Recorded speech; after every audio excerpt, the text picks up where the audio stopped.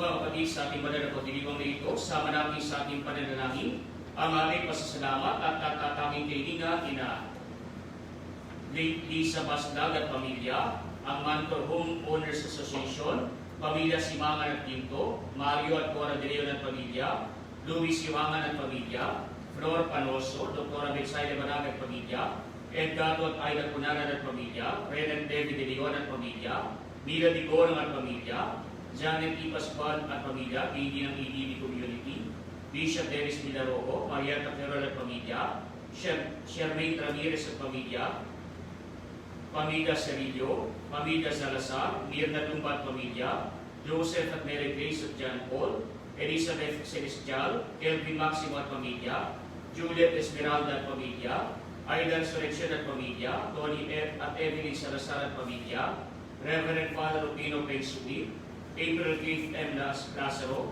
pamilya Alvarez, Rolando at Vicky Talon at pamilya, Celia San Felipe at pamilya, Joan Celestial, Cora at Mario at Marion, Fidelis Santiago, Ana Marie Bautista, Amelia Hernandez, Rosalinda Mendoza at pamilya, Alicia Arcega Villacruzes at pamilya, Seri Silid Dominic Nicolas, Antonio at Victoria Santos at pamilya, Cesar at Lolita Nicolas at pamilya, Absalom Nebuena Jr. at Pablo Bautista, para sa kaligtasan ni Camila Saroquino at pamilya, Jen Tamari at pamilya, Josie Brillantes at pamilya, Amy Ferry Di Manado at pamilya, Jim at Jonah Linden, Yvette Barrera at pamilya, Dr. Onaisa Katrina Barrera at pamilya, Dr. Caroline Enriquez at pamilya, Pining Villanueva at pamilya, Rowena Villedo at pamilya, June at Doris Villarreal at pamilya, Den G. Bunag at pamilya, Emilita de la Cruz at pamilya, Gigi Bautista Alejandro at pamilya, Maria G. Ada, Dr. Ken Adam at pamilya, Dr. Ada Ivon Guevara at pamilya, Erwin at Joseph Gonzales at pamilya, Arman at Eddie Aisma at pamilya, Gabriel Morales at pamilya, Gaspar at Susan Dumade at pamilya, Reynante Idabo at pamilya, Ivy Lorena at pamilya, Ivy at Jovian Cruz, Dr. Chester Calapis, mga doktor at medical staff ng Our Lady of Fatima Hospital sa Valenzuela City, Santo Niño Hospital sa Bustos, at ang Rodriguez Memorial Medical Center sa Marikina City, Region 2 Trauma and Medical Center sa Bayugong, Nueva Vizcaya, mga doktor at medical staff ng Brigino Hospital, Skyline Hospital at Qualibet Hospital, at ng lahat ng mga frontliners, doktor at healthcare providers, mga pulis at sundalo, mga business leaders at workers, at mga kawani ng pamahalaan nasyonal at lokal, lalo na ng lungsod ng San Jose del Monte. Para sa panawani na Gabriel Caspe, Aurora Alamanza, Ronald Lorenzo, Lito San Jose, John Pimentel, Karil Joyce Guadalriver, at para sa kagalingan ni na Ellen Ferrer, Samantha Osea, Marian Maravilla, Adora de Leon at pamilya, Richard Carico, Dennis De Ocampo, Paulo Talon, Nida Daina Ambunan, Buena Pizar, Corazon Donato, Sigmund Bernabe, Leonardo Rena Quirolle, Joan Perez, Trino Cristobal, Lito Soriano, Madeline Villanueva, Lita Libunao, Jojit Santiago, Maria G. Cruz, Fatima Dixie Vidal, at para sa kakayapaan ng kaluluwa ni Ricardo Alfredo, Maura Protasio, Domingo Alejandro, Jesus Remigio, Ramon Juan Fernan Antonio, Father Joey, Sinampan Family, Danilo, Cenedonia, Eric, Roman, Susana, Maximina, Sofia, Peter, Presencia, Pedro, Lourdes, Gerard, Lucia, Laureano, Viviana, Nicolas, Andres, Atanasia, Alejandro, Bonita, Rodrigo, Boy, Pablo, Juanito, Rian Joy, Dionisio, Generoso, Seria, Gil, Nelson, Epifania, Nestor, Enriqueta, Roy, Rolando, Lolo, Roque, Tranquilino, Domingo, Engracia, Rian, Regino, Sila, Frederic, Rufo, Maria Teresita, Brian Amilo, Justine, Felino, Rapada, Raimundo, Robert, Cecilia, Ronald, Elmidio, Mark Carlo, Isabela, Raquel Celia, Ima Concepcion, Maricel, Lucila, Romeo, Elsie, Victor, Renero, Celita, June, Rosario, Elsie, Leticia, Dean, Marisa, Jose, Felisa, Monsignor Manny, Benito, Elson Eric, Lucio, Alexander, Lorendo, Carolina, Benito, Evelyn, Uloy, Flor, Jaime, Jodora, Pedro, Father Val, Pauline, Maria Teresa, Elinia, Elisa, Beliardo, Emily, Pauline, lahat ng mga kaluluwa sa purgatorio, at lahat ng mga rektor ng Diocese ng Malolos, at mga doktor at frontliners na mayapa na, at sa mga naging biktima ng salot ng COVID-19. Sa ngala ng Ama at ng Anak at ng Espiritu Santo, Amen. sumainyo ang Panginoon. At sumayo rin. Mga kapatid, tinipon tayo bilang kanin ng angka ng Diyos, kaya lumulog tayo sa mawayang Panginoon na nagpapatawad sa atin ng lubos. Sino kong tagapagpagaling sa mga nagsisisi, Panginoon, kaawaan mo kami. Panginoon, kaawaan mo kami. Dumating na tagapaganyan ang mga makasalaning magsisi, Kristo, kaawaan mo kami. Kristo, kaawaan mo kami. Nakalukluka sa kanan ng Diyos, Ama, para ipamagitan kami, Panginoon, kaawaan mo kami. Panginoon, kaawaan mo kami. Kaawaan tayo ng mga pamilihang Diyos, patawarin sa ating mga kasalanan, at patnubayan tayo sa buhay na walang hanggan. Amen. Manalangin tayo. Ama naming makapangyarihan, ikaw ang may gawa sa tanang iral at ang nagtakda sa batas ng paggawa para sa isang katauhan. Ipagkaloob mo pakundaan sa pagkaularan at pagdalangin ni San Jose na maganap namin ang mga gawain iyong iniyatas at makamta namin ang gantimpala na iyong ipinangako sa pamamagitan ni Yesu Cristo kasama ng Espiritu Santo magpasawalang hanggan. Amen. Ang salita ng Diyos mula sa aklat ng Genesis. Sinabi ng Diyos, ngayon dalangin natin ang tao, ating gagawin siyang kalarawan natin. Siya ang mamamahala sa mga isda, mga ibon at lahat ng hayop, maging maamo o mailan, malaki o maliit. Nilalang nga ng Diyos ang tao ayon sa kanyang larawan. Lumalang siya ng isang lalaki at isang babae, at sila'y pinagpala. Wika niya, magpakarami kayo at punuin ng inyong mga supling ang buong daigdig at pamahalaan ito. Binibigyan ko kayo ng kapangyarihan sa mga isda, sa mga ibon at sa lahat ng may ilang na hayop, maging malalaki o maliliit. Bibigyan ko rin kayo ng lahat ng uri ng butik at mga bungang kahoy na inyong makakain. Ang lahat ng halamang luntian ay bibigay ko naman sa may ilang na hayop, malaki man o maliit, at sa lahat ng mga ibon. At ito nga ang nangyari. Pinagmasdan ng Diyos ang lahat niyang ginawa at lubos niyang nasiyahan. Dumaan ang gabi at sumapit ang umaga. Ito ang ika-anim na araw. Gayon nilikha ng Diyos ang lupa, ang langit, at lahat ng bagay na naroroon. Sa loob ng 6 na araw, tinapos niyang likhain ang lahat ng ito, at siya'y nagpahinga sa 7 araw. Pinagpala niya ang 7 araw at ipinangin, sapagkat sa araw na ito siya nagpahinga, matapos likhain ang lahat. Ang salita ng Diyos. Salamat sa Diyos.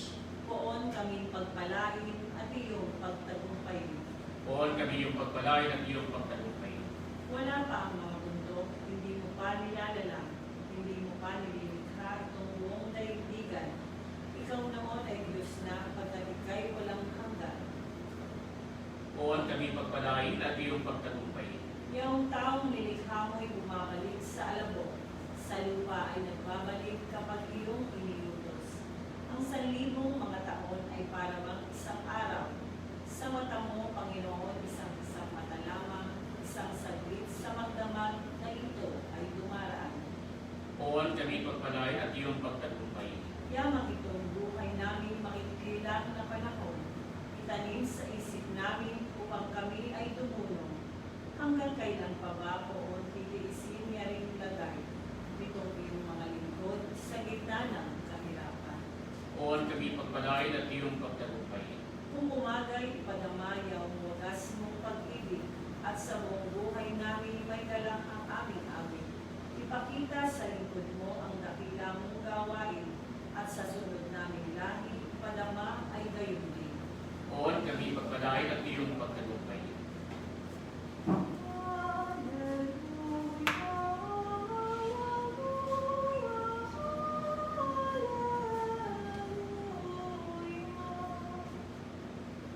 Sumainyo ang Panginoon.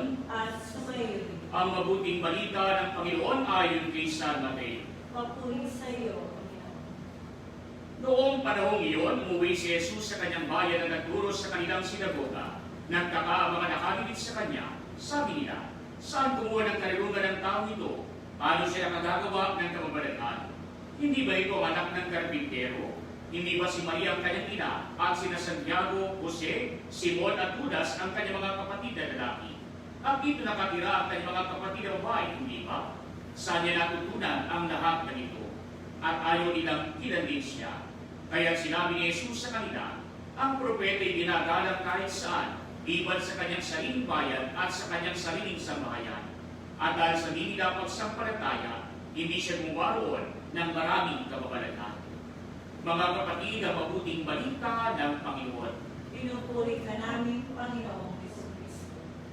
Mga kapatid, sa ating kung mabuting balita ay pinapayag sa atin kung paano ang ating Panginoon ay hindi pinaniwalaan ng kanyang sariling mga kababayan. Kaya nga po, sariling kababayan ang dapat na sumuporta sa kanya, pero ang ating Panginoon, siya pa ang inaalimura, siya pa ang pinagdudahan ng kanyang sariling mga kababayan. Kaya nga po hindi nakagawa ng maraming kababalaghan ng ating Panginoon sa harap ng mga tao dito. Hindi sapagat hindi niya kaya, kundi sapagat baliwala lamang din kung gagawa pa siya ng anumang kababalaghan. Sapagat ang ating Panginoon gumagawa ng milagro, gumagawa ng mga himala upang palakasin ang pananampalataya ng mga tao sa kanyang paligid. Subalit kung ang mga tao sa kanyang paligid ay kulang o wala ang pananampalataya sa kanya, kahit anong kababalagan pa ang kanyang gawin, baliwala lamang ito sa harap ng maraming mga tao. Kaya kung titinan po natin ang ating Panginoon sa dinami-dami ng kanyang ginawa na mga himala, nakakaiba sapagat hindi kaya ng sino man sa kanyang nasa harapan. Hindi pa siya pinaniwalaan ng mga tao sa kanyang paligid. Kaya nga wala pang nakapagpalila ng mga mata ng isang patay. Wala pang nakagamot sa isang tingi. Wala pang nakagamot sa isang dating bulag o pinanganak na bulag. Wala pang nakapagpalakad sa isang lumpo. Subalit para sa ating Panginoon, lahat ng ito ay kanyang kayang-kaya. Kaya nga po sa isang iglap lamang, nagkakaroon ng katuparan ang kanyang ninanais. Sa isang iglap lamang, nagagawa ng Panginoon ang tila baga imposible. Sapagat para sa Diyos, walang hindi mapangyayari. Kaya nga po nakapagtataka na yung mga tao na ito, sa halip na ang tignan nila ay yung ginagawa ng ating Panginoon. Ang kanilang tinitignan, yung pinanggalingan ng ating Panginoon. Kaya nga po bagamat hindi kilalang-kilala ang ating Panginoon, ang kanilang pagkakaalam lamang ukol sa ating Panginoon ay kung saan siya umuwi, kung sino ang kanyang mga magulang dito sa lupa, kung sino ang kanyang mga kasama na tinatawag din mga kapatid. Bagamat hindi sa dugo, kundi kapatid sa tuwing, kapatid sa mga espiritual na pamamaraan, sapagat sila ang mga tagasunod o disipulo ng ating Panginoon. Kaya nga ang sabi sa atin, kumisan, kung hindi man natin paniwalaan yung sinasabi ng iba, tingnan naman natin yung kanilang ginagawa. Sapagat mayroong ibang mga tao, hindi mo mapapaniwalaan sa kanyang sinasabi, pero ang tao naman na ito, pinatutunayan niya ang kanyang sinasabi sa pamamagitan ng kanyang halimbawa. Kaya nga kung hindi man matanggap ng mga tao sa kanyang paligid ang itinuturo ng ating Panginoon, pero disin sana, tinignan nila ang laki ng kababalaghan na ginagawa ng ating Panginoon. At mapag-isip-isip sana, hindi pangkaraniwang tao, hindi gawa labang ng mga tao ang mga kababalaghan na ginawa ng ating Panginoon. Kung ibig sabihin, ang ating Panginoon ay tunay na makapangyarihan, marami magkakaroon sila ng ideya ng ating Panginoon na ang tunay na Mesiyas ang inaantay na magiging tagapagligtas. Subalit marami sa mga kababayan ng ating Panginoon ang binulag ng kanilang sariling mga biases. Kaya nga ang sabi nila, kilala natin ang kanyang ama at ina, kilala natin ang kanyang mga magulang, kilala natin ang kanyang mga tinuturing na kapatid. Kaya nga po hindi nila mapaniwalaan na si Jesus ang Mesiyas. Bakit? Sapagat kilala nila kung sino ang tatay ni Jesus dito sa lupa. Kaya nga po ngayong araw na ito, pinagdiriwang natin si San Jose bilang manggagawa. Sapagat siya man ay naging mabuting halimbawa para sa kanyang mag-anak, siya man ay naging mabuting halimbawa bilang isang matino na manggagawa sa kanilang paligid. Kaya nga po si San Jose, ang kanyang gawain noong araw, marangal na pamumuhay bilang isang anduwage o kaya naman ay isang karpintero. Kaya nga po ito rin ang itinama ng trabaho ni San Jose sa kanyang anak sa batas na si Jesus. Kaya nga si Jesus, ito rin ang kanyang natutunan ng trabaho, ang magkumpuni o gumawa ng mga bagay bilang isang karpintero. Kaya nga po ang nakita lamang ng mga tao sa ating Panginoon, anak siya ng karpintero, si Jesus ay isang karpintero lamang. Paano mangyayari na ang Jesus na ito, ang ituturing na Mesiyas, ang magiging tagapagligtas? Kaya nga po mga kapatid, sinasabi sa atin, hindi man sa salita, pero makita sana natin ang ating Panginoon. Pinatunayan na ito sa kanyang mga ginagawa sa araw-araw. Kaya nga po sa atin din po unang pagbasa, noon pa man, nangungusap na ang Panginoon sa tao, sapagat noon pa man, hindi lamang nagsasalita ang ating Panginoon sa pamamagitan ng pakikipagtalastasan sa kanyang mga nilikha. Kaya nung nilikha sila Eva at Adan, ano ang ginawa ng ating Panginoon? Siya man ay kumilos. Kaya nga po, pinapakita sa ating banal na kasulatan, may mga pagkakataon, nagsalita ng ang Diyos, nagkaroon ng katuparan. Nung sinabi niya magkaroon ng liwanag, nagkaroon nga ng liwanag. Nung sinabi niya magkaroon ng hayop, magkaroon ng mga ibon, magkaroon ng paghiwalay sa tubig sa itaas at dito sa ibaba, sa isang iglap lamang, nagkaroon ng katuparan ang kanyang sinabi. Subalit mga kapatid, pagdating sa paglikha sa tao, dalawa ang kanyang ginawa. Una, nagsalita siya. Subalit yung ikalawa, kumilos ang ating Panginoon. Sa paanong paraan?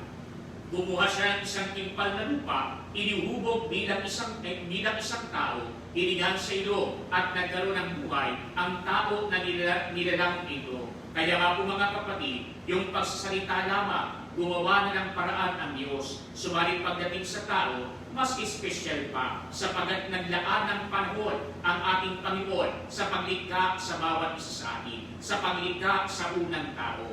Kaya nga po mga kapatid, ipinapayag sa atin, ang Panginoon ay palaging kumikilos, ang Panginoon ay palaging gumagalaw, ang Panginoon ay palaging gumagawa para sa kabubuti ng bawat isa sa atin. Kaya nga po sinasabi sa ating mabuting balita, si Jesus man, di lamang siya nag-aral, nagpakita siya ng paggawa ng mabuting halimbawa. At marahil mga kapatid, ang ilan sa mga mabubuting gawa na ito ay natutunan din ng ating Panginoon mula sa kanyang ama dito sa lupa na si San Jose, na kung saan sinasabi sa atin, si San Jose ang gumabay sa batang si Jesus hanggang sa kanyang paglaki. Nang sa gayon, maging mabuting bata nga ang ating Panginoon, bagamat alam natin na siya ay Diyos, subalit bilang isang tao, kinakailangan niya ang Ama na gagabay sa Kanya. Kaya nga po sa ating palamang unang pagbasa, pinapakita na sa atin, ganon din ang Diyos sa bawat isa sa atin. Gumagabay siya sa bawat sandali ng ating buhay.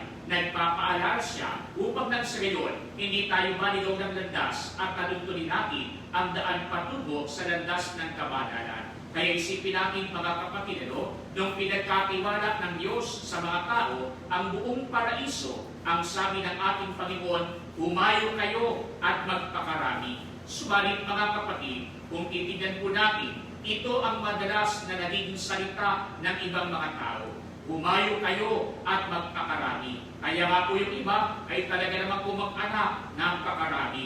Hindi na kayang pakanin, anak pa rin ang anak. Yung iba naman, mga kapatid, kung mag-anak ay laging panganay. Bakit? Ang daming kalaguyo. Kaya nga po kung titignan natin, mga kapatid, ay mayroong ibang mga tao ang pamantayan sa buhay. Sabi ka ng Diyos, humayo kayo at magpakarami. Pero yung mga kapatid, kung titignan natin mabuti, yung sinabi sa ating unang pagbasa, hindi lamang sinabi humayo at magpakarami. Ano yung kasunod na sinabi? At pamahalaan ninyo. Pamahalaan upang huwag magkagulo. Pamahalaan upang lahat ng mga magiging anak ay mapapakain, mapag-aaral, mabibigyan ng oras, mabibigyan ng paggabay. Pamahalaan upang nang sa gayon, hindi sila maligaw ng landas. Kaya nga po kahit sa ibang mga bahagi ng nilikha ng ating Panginoon, hindi dapat inaabuso ang sabi sa atin, pamahalaan ang lahat ng ito. Kaya nga po mga kapatid, sa panahon ngayon na tayo naka-quarantine, ito rin ay paalala sa mga nasa tahanan. Bakit? baka mamaya ito rin ang maging moto sa buhay.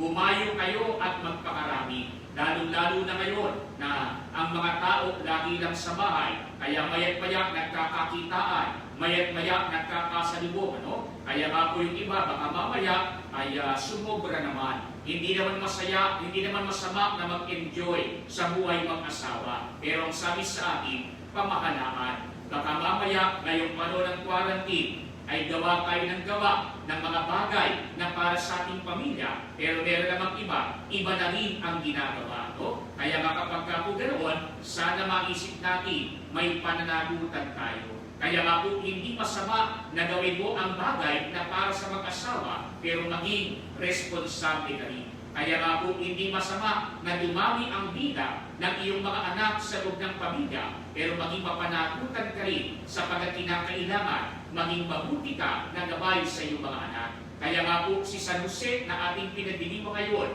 kaya natin siya kikilala sapagat si San Jose naging uliran na ama para sa kanyang anak na si Jesus. Naging uliran para sa mga tao sa kanyang paligid. Tahimik lamang, pero makikita natin yung kanyang ginawa ay gayon na lamang. Tahimik lamang siya sa ating mabuting balita, tahimik lamang siya sa ating banal na kasulatan. Pero alam natin, maraming nagawa na mabuti si San Jose sapagat ito ang kanyang ipinamana sa kanyang anak na si Jesus. Kaya nga po ang sabi sa atin, mas mauna sana sa atin yung paggawa kaysa doon sa pagdada. Kaya nga po yung iba, nauuna ang dada kaysa sa gawa. Kaya nga ang sabi ng iba, no? Yung iba, puro gawa, wala na kulang naman sa gawa. Kaya nga po ang sabi sa atin, sana maipakita natin muna sa ating paggawa yung ating sinasabi. Kaya pansinin ko ninyo, napakaraming mga tao ang gagaling ngayon. Bakit? Kasi pag nagsalita, talaga namang napakaraming nasasabi. Akala mo alam ang lahat.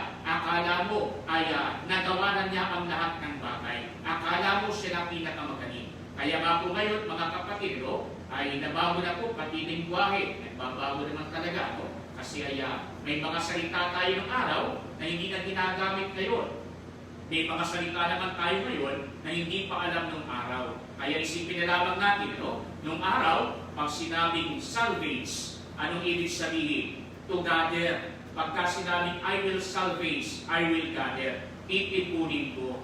Ngayon, nagbabago ang salita. Kaya ngayon, pag sinabi, isa-salvage kita. Anong ibig sabihin? Hindi ka titipunin. Papatayin ka. Nagbabago ang salita. Kaya nga tignan ninyo, mga kapatid, kahit sa kasalukuyan, nagbabago ang termino sa ginagawa ng ibang mga tao. Noong dati, ang tawag natin, mga chismoso at chismosa. Puro salita, puro dada, wala namang gawa. Pero ngayon, iba na ang ginagamit na salita. Nung nauso ang Bible sharing, nung nauso ang BEC, nung nauso ang mga pagtitipon at prayer meeting, ano na ang ginagamit na salita? Alam mo sis, may ikukwento ako sa iyo. Nung araw, anong term na ginagamit? May ichichismis ako sa iyo. Ngayon, wala nang chismis na tinatawag. Wala nang chismis na salita na ginagamit. Ano nang ginagamit? Alam mo sister, may isi-share ako sa iyo.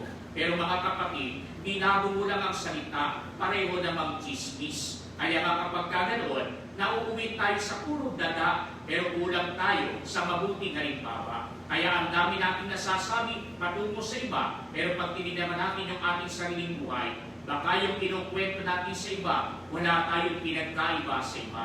Baka yung baho ng iba, ganun din ang amoy natin. Baka yung nakikita natin ang pangit sa iba, pag nanalamin tayo, mas pangit pa tayo sa iba. Kaya nga po, pigilan muna natin yung puro paggawa. Gayahin natin si San Jose, tahimik lamang, pero meron siyang paggawa. Gayahin natin ang ating Panginoon, gumagawa siya ng tahimik din para sa mga tao upang nang sa gayon, sila'y lalo manampalataya at magkaroon ng kaligtasan pagdating ng takdang panahon. Kaya nga po tayo lahat ay hinahamon ng ating Panginoon. Sana simulan natin na ating isabuhay ang ating sinasabi at maging mabuting halimbawa tayo para sa mga tao sa ating paligid. Mas maraming paggawa kaysa sa paggawa nang sa gayon ang ating halimbawa ay maipakilala sa lahat bilang ating pagpapakilala rin sa pagsunod natin sa ating Panginoon. Mga kapatid, kapatid, manalangin tayo kay San Jose para sa lahat ng ating mga pangangailangan. Sa bawat pananggita ng ating po'y tutugon, paramihin mo ang bunga ng aming mga gawa, Panginoon. Paramihin mo ang bunga ng aming mga gawa, Panginoon. Ang simbahan naway magpatuloy sa pagpapahayag ng mga kahalagahan ng katarungan bilang susi sa ating kapayapaan. Manalangin tayo sa Panginoon. Paramihin mo ang bunga ng aming mga gawa, Panginoon. Ang mga pinuno ng pamahalaan at mga ekonomista naway magsikap para sa makatarungang pamamahagi ng mga yaman at magtaguyod ng dangal ng lahat ng tao. Manalangin tayo sa Panginoon. Paramihin mo ang bunga ng aming mga gawa, Panginoon. Ang mga negosyante naway gamitin ang kanilang mga pangkabuhay at interes para sa paglilingkod sa lahat.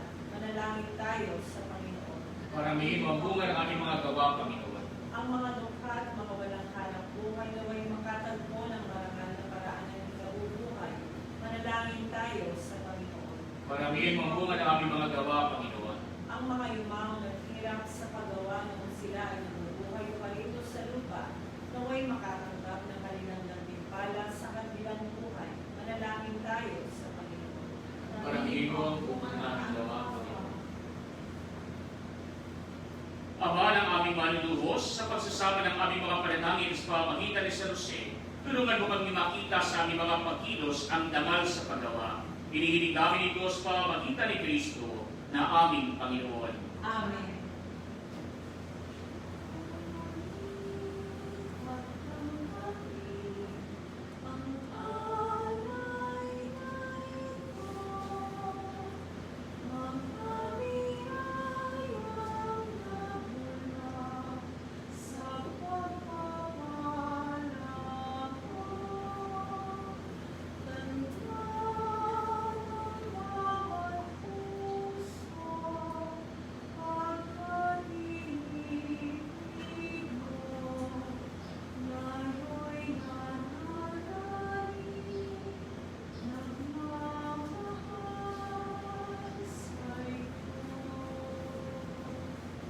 Manalangin kayo mga kapatid upang itong paghahain ay maging kalugod-lugod sa Diyos sa mga kapangyarihan.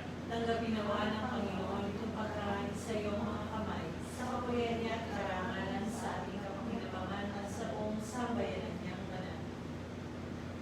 Ang madaming imita, ito ang pinagbubulan ng tanang kagandang loob. Tunghayan mo aming mga alay na inihahain. Ngayon si San Jose, dinudulita namin.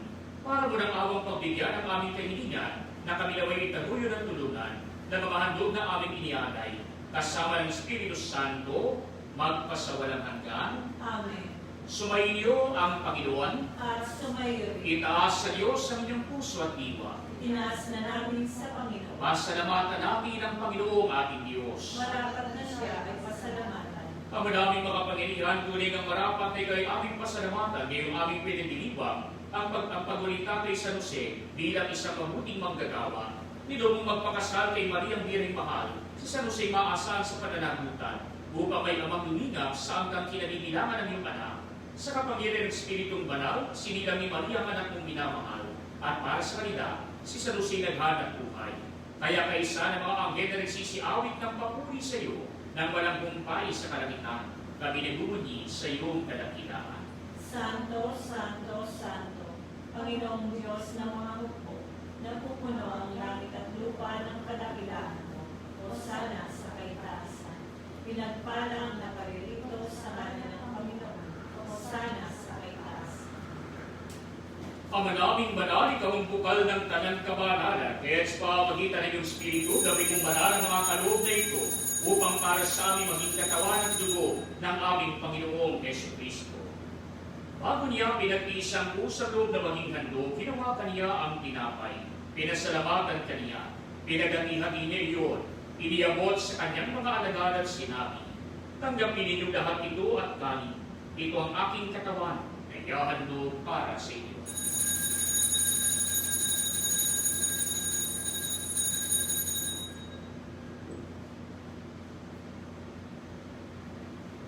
Kaya hindi naman, noong matapos ang hapunan, hinawakan niya ang kalis, muli kaniyang pinasalamatan. Iniabot niya ang kalis sa kanyang mga alagad at sinabi, tanggapin ninyong lahat ito at inumin.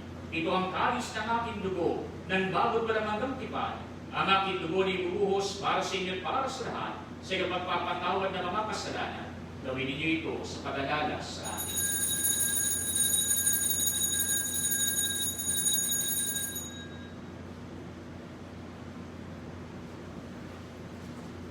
Mga kapatid, ang misteryo ng ating pananampalataya. Si Kristo'y namatay, si Kristo'y nabuhay, si Kristo'y babalik sa wakas ng panahon. Ama, ginagawa namin ngayon ang pag-alala sa pagamatay at muling pagkabuhay ng iyong anak, kaya tiniyari namin sa iyong tinapay na nagbibigay buhay at ang kalis na nagkakalog ng kaligtasan.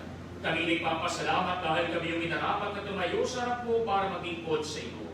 Sinasamo namin kami magsasalo-salo sa katawan at dugo ni Kristo ay mabuklod sa pagkakaisa sa pamamagitan ng Espiritu Santo.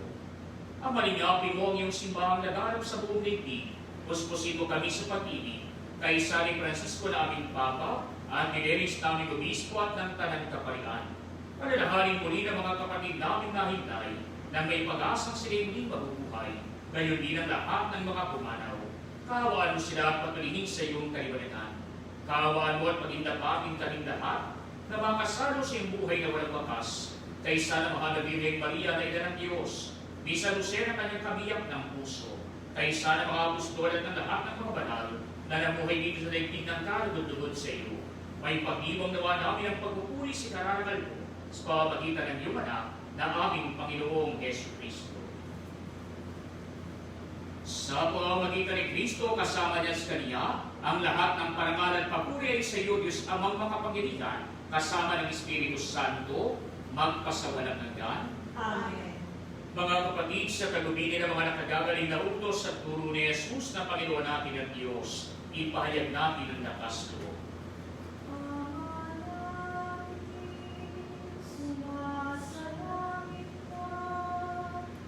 Sambahin ang anak mo, mapasahin ang kaharian mo, sundin ang loob mo, dito sa lupa para ng sa langit, bigyan mo po kami ngayon ng aming kakain sa araw at pagtawarin mo kami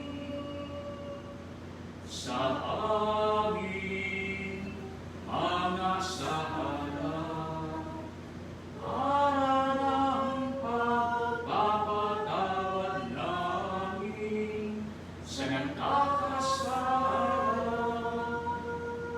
sa amin, at huwag mo kaming ipaintulot sa puso, at iadiyan mo kami sa lahat ng masama. Inihiling namin kami iadiya sa lahat ng masama, pagkalooban ng kapayapaan araw-araw, iligtas sa kasalanan, at ilayo sa lahat ng kapahamakan, samantalang aming pinananabikan ang dakilang araw ng pagpapahayag ng tagapagligtas namin si Yesu Cristo. Sapagkat iyo ang kaharian at ang kapangyarihan at ang kapurihan, magpakailanman. Amen. Panginoong Yesu Cristo, sinabi mo sa iyong mga apostol, kapayapaan ang iniiwan ko sa inyo, ang aking kapayapaan ang inibigay ko sa inyo. Tunghayan mo ang aming pananampalataya pag ang aming mga pagkakasala. Pagkalooban mo kami ng kapayapaan at pagkakaisa ayon sa iyong kalooban, kasama ng Espiritu Santo, magpasawalang hanggan. Amen. Ang kapayapaan ng Panginoon ay laging sumainyo. At sumayo rin. Magbigayan kayo ng kapayapaan sa isa't isa. Kordero ng Diyos na nag-aalis ng mga kasalanan ng sanlibutan, maawa ka sa amin. Kordero ng Diyos na nag-aalis ng mga kasalanan ng sanlibutan, maawa ka sa amin. Kordero ng Diyos na nag-aalis ng mga kasalanan ng sanlibutan, ipagkaloob mo sa amin ng kapayapaan. Mga kapatid, ito si Kristo, ang kordero ng Diyos na nag-aalis ng mga kasalanan ng sanlibutan. Mapapalad tayo inaanyayahan sa kanyang piling. Panginoon, hindi ako karapat-dapat na magpatuloy sa iyo. Ngunit sa isang salita mo lamang ay gagaling na ako.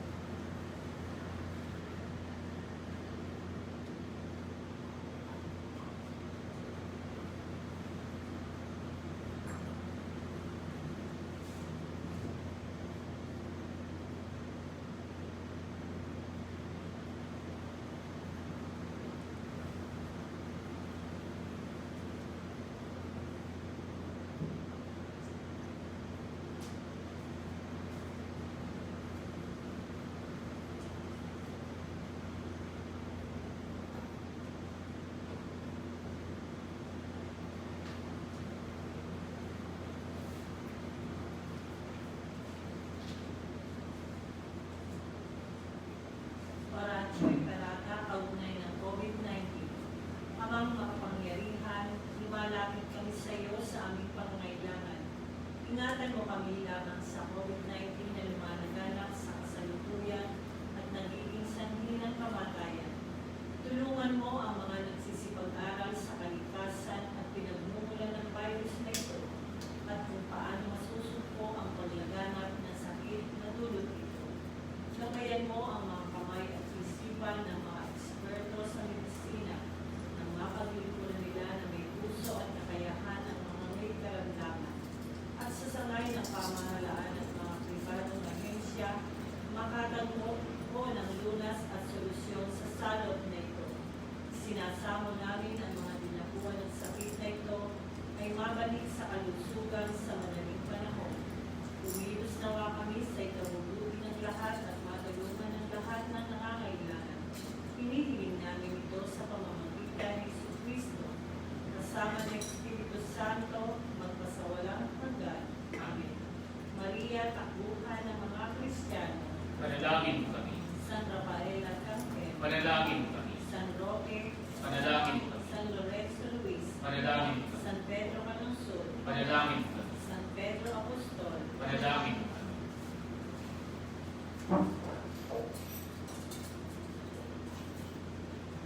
Panalangin tayo.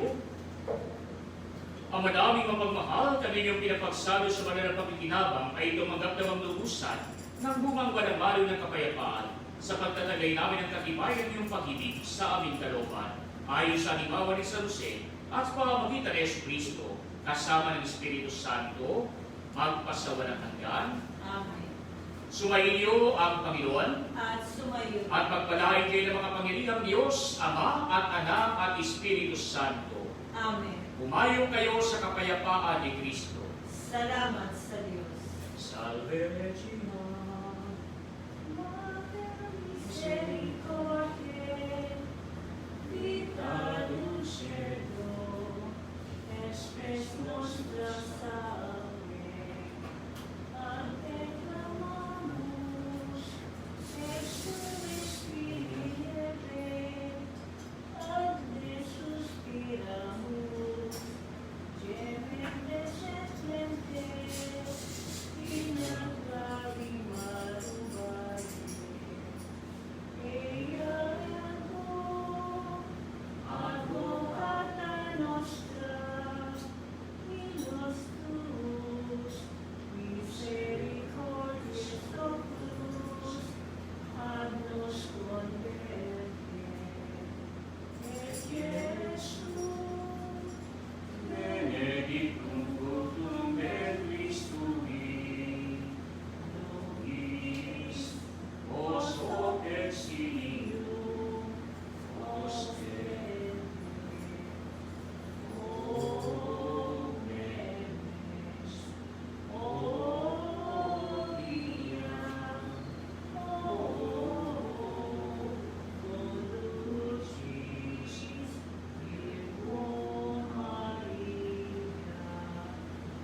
Ipanalangin mo kami, O Santa Ina ng Diyos. Na kami maglabang makinabang sa mga pangako ni Jesucristo aming Panginoon. Mapagpala Ama, kasi mo kami ninyong mahal na pagpapala at yayamang sa pamagitan ng Angke ay nakilala namin ang pagkakatawag namin sa Kristo ng anak mo.